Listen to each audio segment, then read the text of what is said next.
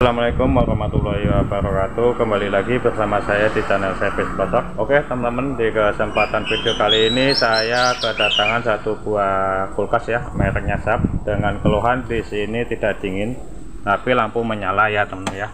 Di sini lampu menyala tapi tidak mau dingin, sedangkan di sini termostat sudah berada di posisi maksimal ya teman-teman ya.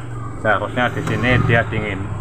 Tapi setelah saya cek di sini teman-teman ya, tidak ada kebocoran. Ya, tidak ada kebocoran freon. Di sini apabila terjadi kebocoran freon itu udah kelihatan ya teman-teman ya, pasti ada oli. Di sini tidak ada sama sekali.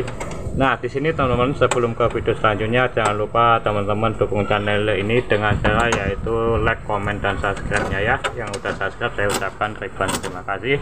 Oke teman-teman, untuk selanjutnya yaitu di sini saya akan memberikan tutorial sesingkat-singkat mungkin ya buat teman-temanku semua, agar teman-temanku semua bisa memahami ya apa aja penyebab dari kerusakan kulkas yang tidak mau dingin dengan keluhan lampu menyala tapi tidak mau beku ataupun tidak mau dingin. Untuk langkah selanjutnya teman-teman ya, kita coba cek ke bagian belakang.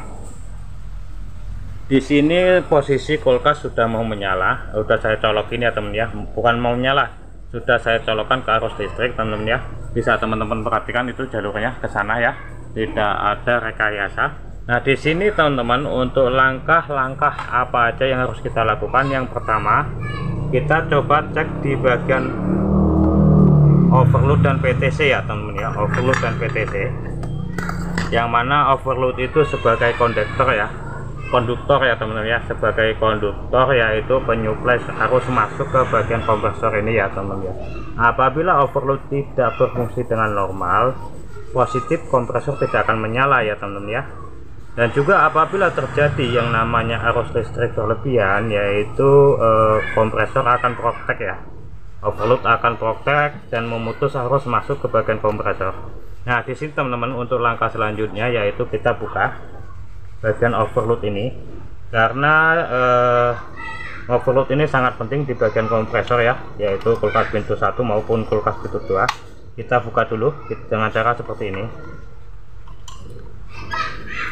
Kita buka aja perlahan-lahan teman-teman ya, tidak perlu tergesa-gesa. Oh ya, buat teman-teman, apabila teman-teman mempunyai kasus yang sama, kerusakan kulkas di rumah, lampu menyala tidak dingin, langkah pertama teman-teman buka yaitu coba teman-teman ganti yang namanya overload dan PTC dengan cara teman-teman buka ya penutup ataupun knop yang di bagian samping kiri kompresor ya. Ini untuk semua kulkas ya teman ya, untuk semua kulkas pintu 1 maupun kulkas pintu 2. Coba teman-teman cek di bagian sini. Beda halnya apabila terjadi kebuntuan, kebocoran ya, ataupun kerusakan yang lain ya. Tapi langkah-langkah pertama yang harus kita lakukan, coba kita cek di bagian overload dulu. Dan juga di sini kita coba matikan dulu ya listriknya. Mohon maaf tadi lupa saya lepas. Nah kita lepas dulu yaitu PTC-nya. Di sini biasanya teman-teman ya, PTC ini akan saya jelaskan sedikit. Di dalam PTC di sini ada yang namanya seperti koin ya teman-teman ya, ada seperti koin kecil. Apabila dia pecah ataupun retak itu arus juga pun tak stabil ya teman-teman ya, tidak stabil. Itu salah satu penyebabnya. Yang kedua di sini overload teman-teman ya.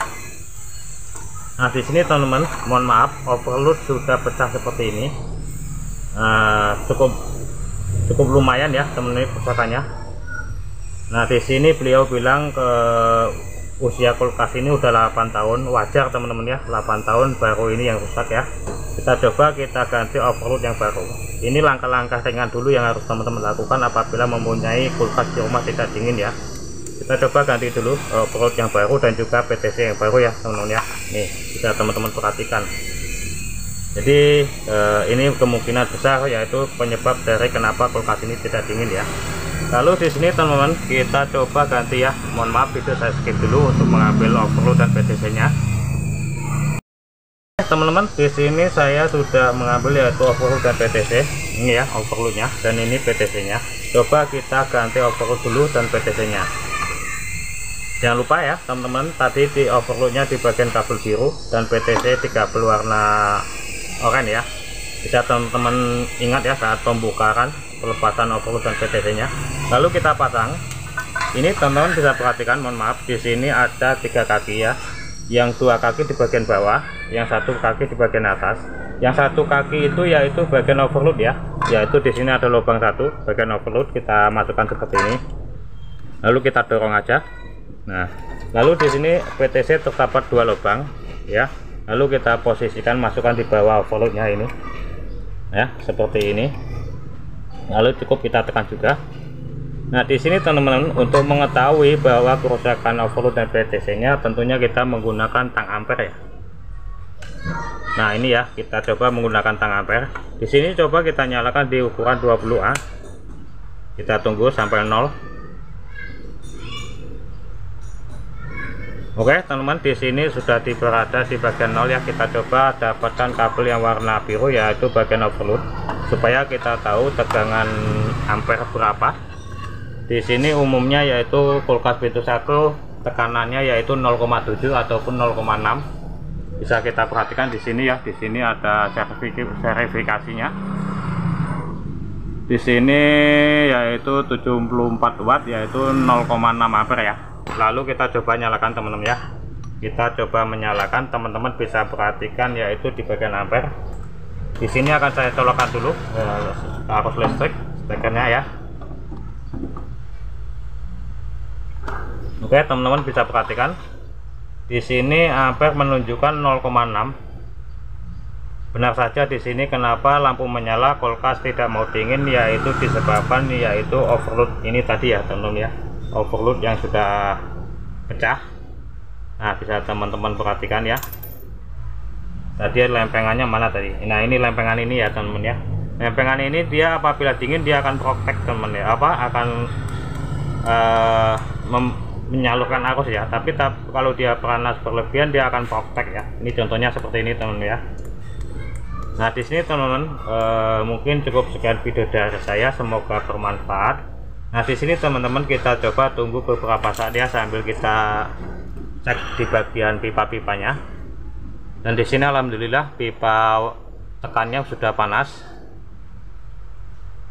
Apa mungkin hanya ini permasalahannya teman-teman ya, apabila hanya overload dan PTC ini yang rusak, alhamdulillah teman-teman ya, tidak ada kerusakan yang fatal. Oke teman-teman, di sini akan kita coba tunggu sebentar beberapa saat, 5 atau 10 menit, agar kita mengetahui yaitu evaporator sudah mau dingin atau tidaknya, apakah ada kerusakan lain selain overload dan PTC. Oke, mohon maaf video saya skip dulu ya teman-teman ya. Oke teman-teman, setelah 5 menit kita tunggu, coba kita cek di bagian evaporator ya, sambil kita meraba ya.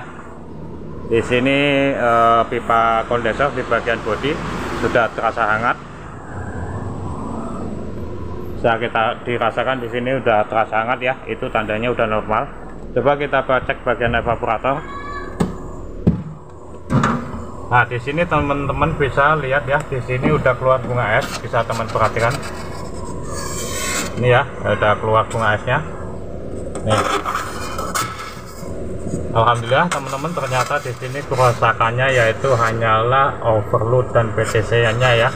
Nah, apabila teman-teman, sekali lagi saya ingatkan, apabila mempunyai kerusakan kulkas di rumah tidak dingin, cukup coba teman lakukan yaitu tahap pertama, yaitu ganti overload dan PTC nya ya. Oke teman-teman, mungkin cukup sekian video dari saya, semoga bermanfaat. Dan dari saya, apabila banyak kesalahan dan kekeliruannya, saya mohon maaf yang sebesar-besarnya. Saya akhiri, wassalamualaikum warahmatullahi wabarakatuh.